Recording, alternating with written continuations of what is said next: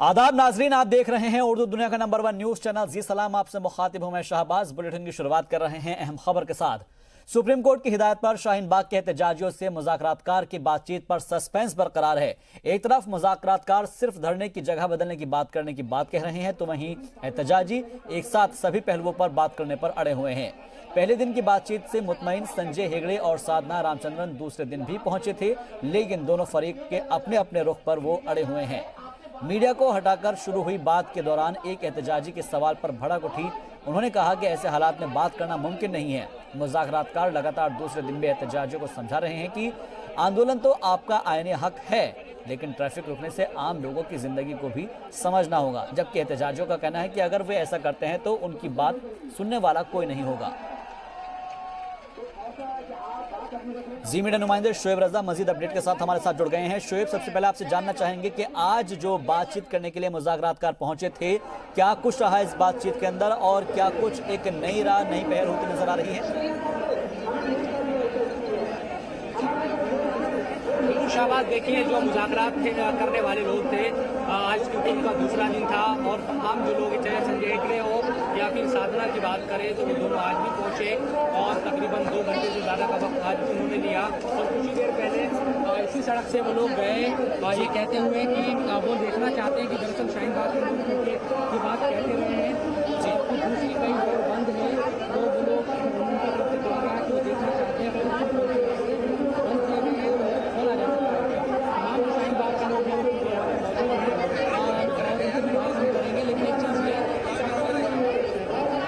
एक चीज़ ये भी हम देखेंगे कि दरअसल जो आज का दिन था, क्योंकि आज भी कई महिलाओं ने, कई औरतों ने अपनी बात रखा और सबने इस बात को ही जोर देकर कहा, क्योंकि हम दोनों दिन ही अगर देखें तो सीए का जो मामला है एक तरीके से वो उस पर ज्यादा हावी एक तरीके से नजर आया, क्योंकि साधना और संजय हेगड़े लगातार लोगों को समझाने की कोशिश करते रहे कि सीए का जो मामला है वो एक अलग, उस पर सुनवाई हो रही है सुप्रीम कोर्ट में, लेकिन अभी जो सुप्रीम कोर्ट ने उन्हें भेजा है वो रास्ते के मकसद से भेजा है। तो कुल मिलाकर इन दोनों ही चीजों की बात करें तो आज भी इन तमाम चीजों को लेकर बात हुई। कुछ लोग हमारे साथ मौजूद हैं, उनसे बात करते हैं। पहले जो स्टूडेंट थे वो आप ये बताइए कि जब क्या रहा है, क्योंकि बार बार जो वकील है वो कह रहे हैं कि रास्ते का जो मसला है उसके लिए आए हैं, लेकिन हम देखते हैं कि महिलाएं जो है वो के मामले को उठा रही है। क्या कैमरा है कि वकील सिर्फ उस रास्ते के मसले के लिए आए, सुप्रीम कोर्ट ने उन्हें वैसे रास्ते के मसले के लिए भेजा है। लेकिन जब लोगों ने उनसे बात की कि रोड हमने एक लिमिटेड रोड ब्लॉक की है 150 मीटर का अप्रॉक्स, लेकिन उसके अलावा पुलिस ने की है और यहाँ पे हमें कोई शौक नहीं आने का, इतने दिन से मुसलसल आ रहे हैं, परेशानियों का सामना कर रहे हैं।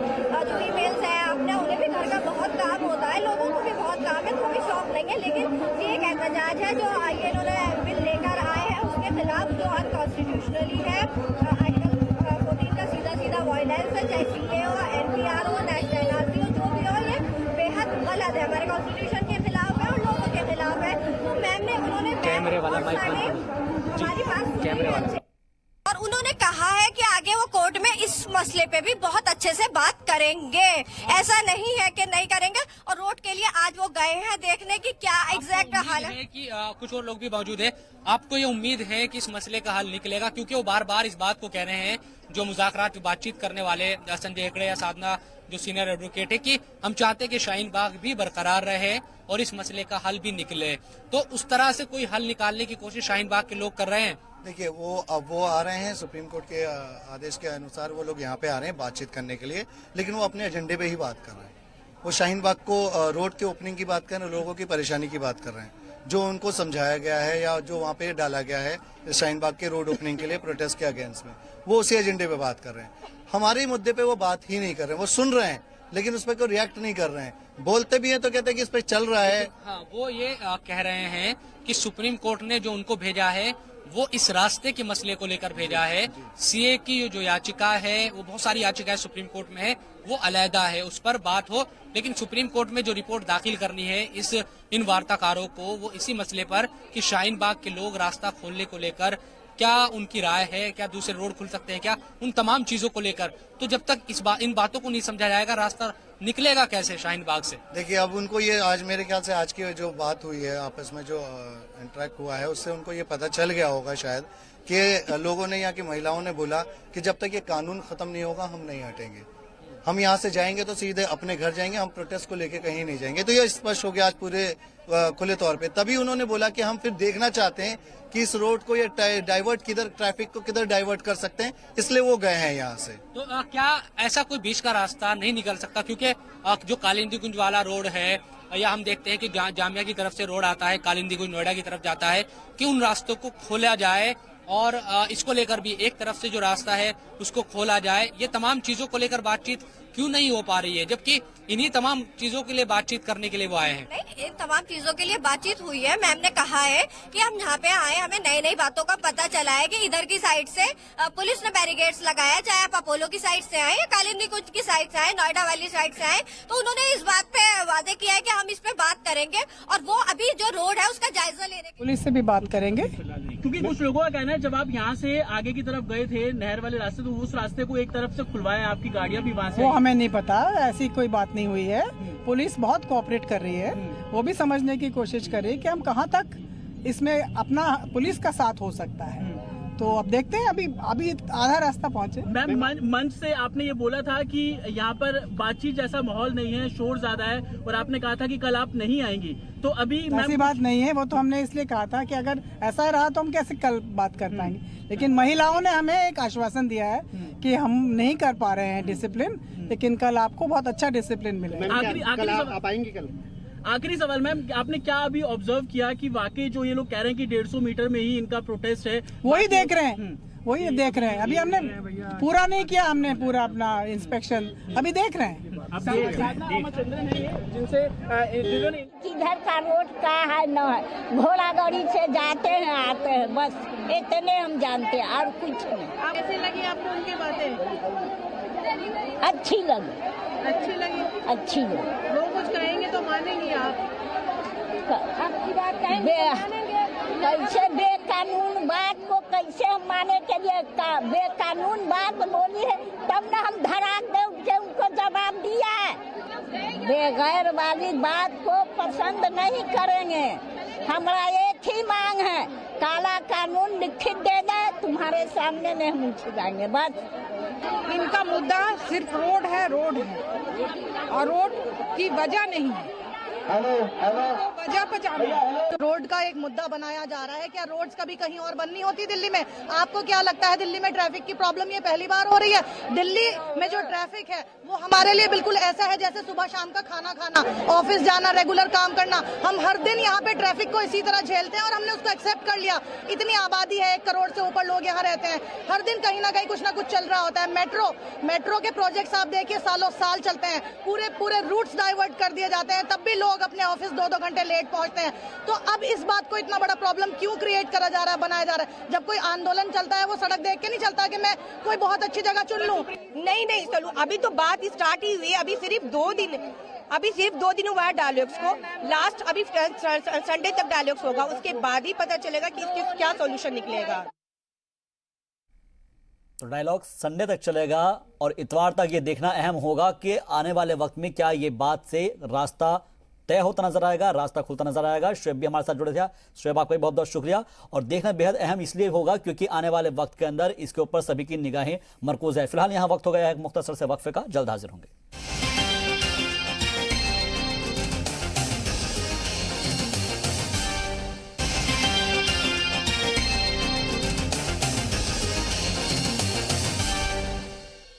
ब्रेक के बाद आपका एक बार फिर से खान मकदम है। नए शहरियत कानून के खिलाफ जारी मुजाहरों का अंदाज बदलने लगा है। लंबे होते आंदोलनों के दौरान इसे दीगर अवामी खदमात से जोड़ा जाने लगा है। ऐसा ही एक नज़ारा महाराष्ट्र के औरंगाबाद में देखा गया है, जहां एहतजाजियों ने ब्लड डोनेट कैंप लगाकर कौमी यकजहती का पैगाम दिया है। एक रिपोर्ट देखिए।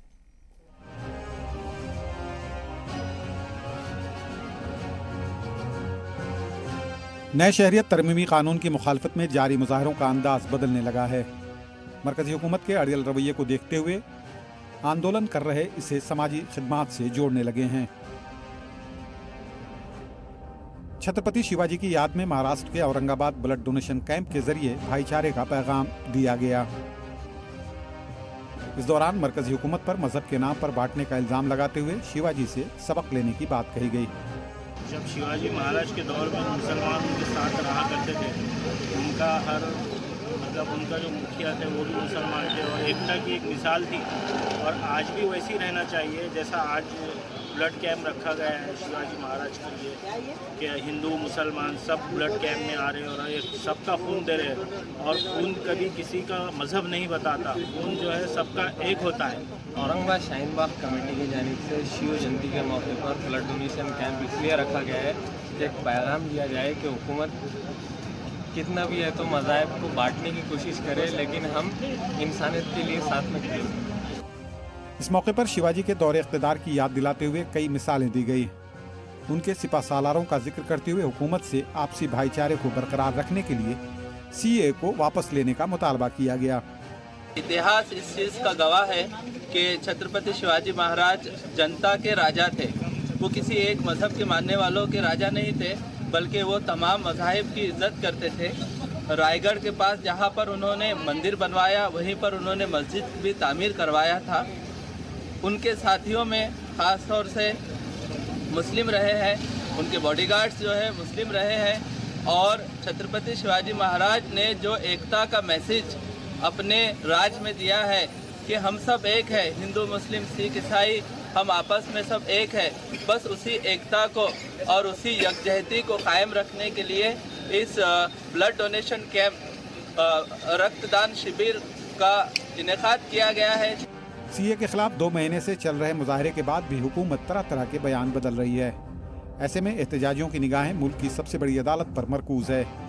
हालांकि उसने पहल तो ज़रूर की है, लेकिन वे भी कानून से पहले इंसानी हकूक़ को बहाल करना चाहती है। एहतजाजी इस तरमीमी कानून को भी इंसानी हकूक़ का सबसे ज़रूरी हिस्सा करार दे रहे हैं। ब्यूरो रिपोर्ट, जी सलाम। ब्यूरो रिपोर्ट, जी।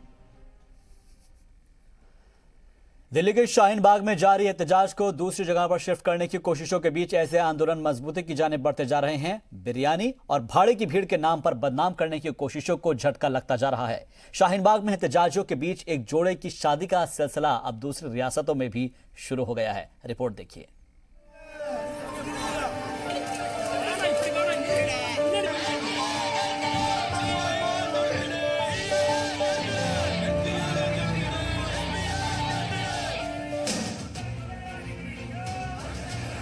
शादी के जोड़े में सीएए की मुखालिफत में आवाज बुलंद करती ये तस्वीरें हैं तमिलनाडु के कोयम्बटूर की।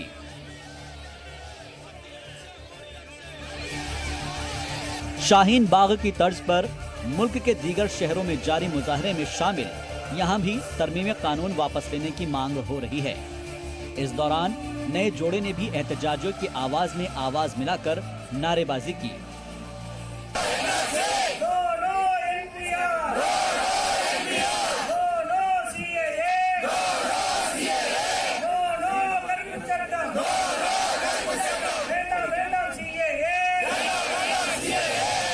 पहले से तय तारीख के मुताबिक एहतजाज की जगह पर हुई शादी के बाद यह जोड़ा भी सुर्खियों में आ गया है। इससे पहले चेन्नई में भी शहंशाह और सुमैया ने आइन का प्रेम्बल लेकर एहतजाजियों के बीच शादी की थी, जिसके 3 दिन बाद कोयम्बटूर के अब्दुल कलाम और रेशमा ने एहतजाजियों के बीच ही शादी करने का फैसला किया। इस मौके पर इस जोड़े ने भी सीएए, एनआरसी और एनपीआर के खिलाफ आवाज बुलंद की। No NRP, no NPR, no NRC. அஸ்ஸலாமு அலைக்கும். டேட் ஃபிக்ஸ் பண்ண 3 மாசத்துக்கு முன்னாடியே ஃபிக்ஸ் பண்ணாங்க. இப்போ இந்த சட்டத்தினால எங்க திருமணம் மண்டபத்தில் நடக்காம எல்லாத்தோடையும் நாங்க சேர்ந்து இந்த மாதிரி பண்ணலாம்னு முடிவு பண்ணோம். எங்களோட டிமாண்ட் என்னன்னா நோ NRC, NPR இதுதான்। दिल्ली के शाहीन बाग में जारी मुज़ाकरात के दौरान भी मुल्क के दीगर शहरों में इस तर्ज पर चल रहे आंदोलन का मुद्दा उठा था। सुप्रीम कोर्ट की हिदायत पर पहुंचे मुज़ाकरों से एक खातून एहतजाजी ने यह सवाल किया था। उसने कहा था कि अगर आपकी बात तस्लीम कर ली जाए तो दूसरे शहरों में जारी शाहीन बाग आंदोलन का क्या होगा। ब्यूरो रिपोर्ट, जी मीडिया।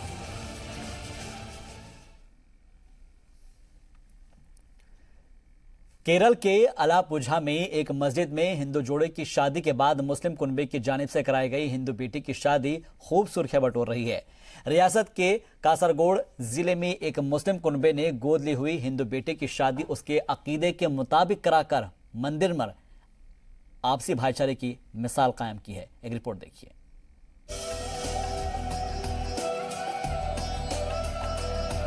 आपसी भाईचारे की ये तस्वीर केरल के कारगोड जिले के एक मंदिर की है, जहां बचपन से ही गोद ली हुई एक हिंदू बेटी की शादी मुस्लिम कुनबे ने उसकी अकीदत के मुताबिक धूमधाम से कराई। दुल्हन बनी राजेश्वरी जब 5-6 साल की उम्र में ही थी, तभी अब्दुल्ला और खदीजा ने उसे गोद ले लिया था। राजेश्वरी के वालिदैन की मौत के बाद इस मुस्लिम कुनबे ने उसे बेटी की तरह पाला पोसा और शादी की उम्र होने पर उसकी रिवायत के मुताबिक एक मंदिर में शादी कर दी गई। कुछ वक्त पहले 22 साल की राजेश्वरी को विष्णु नाम के एक लड़के से शादी की तजवीज मिली, तो उसने भी वालिदैन की जिम्मेदारी निभा रहे अब्दुल्ला और खदीजा की मंजूरी लेनी बेहतर समझी।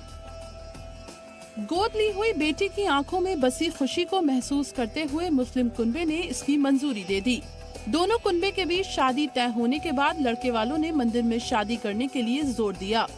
इसके लिए कन्हंगड़ के भगवती मंदिर का इंतखाब किया गया, जहां सभी मजहब के सैकड़ों लोगों की मौजूदगी में अब्दुल्ला और खदीजा ने उसे दर्द के साथ विदा किया। सोशल मीडिया पर अब्दुल्ला और खदीजा की जमकर तारीफें हो रही हैं। कई यूजर्स ने इस जानकारी को शेयर करते हुए लिखा कि जो इस कुनबे ने किया वो इंसानियत की मिसाल है। हिंदू मुस्लिम पर लड़ने वालों को सीखना चाहिए कि कैसे एक 5 साल की बच्ची के मजहब का पूरे कुनबे ने ख्याल रखा। इससे पहले गुज़श्ता माह केरल के ही अलापुझा की मस्जिद में एक हिंदू जोड़े ने शादी के 7 फेरे लिए थे। मस्जिद कमेटी के खर्च पर हुई इस शादी के दौरान भी हिंदू अकीदे का पूरा ख्याल रखा गया। केरल की ये तस्वीरें आज के सियासतदानों के लिए भी एक सबक है, जो अपने सियासी मफाद के लिए भगवानों तक को बांटते हुए नजर आ रहे हैं। ब्यूरो रिपोर्ट, जी मीडिया।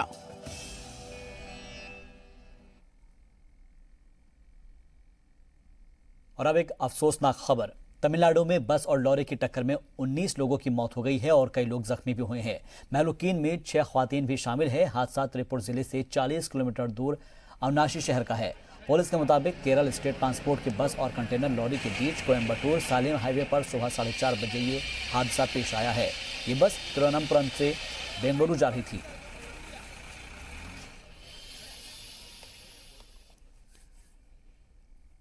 और फिलहाल के लिए इस बुलेटिन में बस इतना ही। दीजिए इजाजत।